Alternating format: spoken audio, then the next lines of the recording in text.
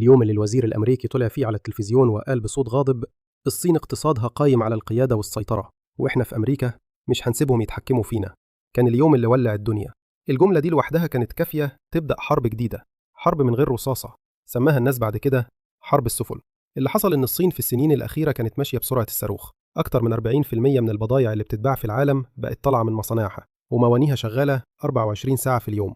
أمريكا بدأت تحس إن السيطرة بتفلت من إيديها، فقررت ترد.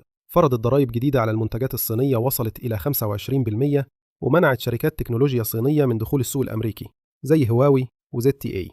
بس الصين ما سكتتش، ردت بالعافية وقالت طيب إحنا كمان هنقلل استيراد المنتجات الأمريكية، وبدأت تفتح طرق تجارية جديدة مع آسيا وأفريقيا وأوروبا. وفي نفس الشهر أكتر من 300 سفينة صينية طلعت من موانيها باتجاه دول جديدة، كأنها بتقول لأمريكا انسي إنك تكسري جناحنا. الأسواق بدأت تتقلب، سعر الحديد ارتفع 12%، والنفط طلع ل $90 للبرميل، والدولار لعب لعبته قدام اليوان الصيني اللي بدأ يقوى يوم بعد يوم. كل دولة بقت بتحاول تمسك العصاية من النص، خايفة تخسر الصين ومش قادرة تزعل أمريكا.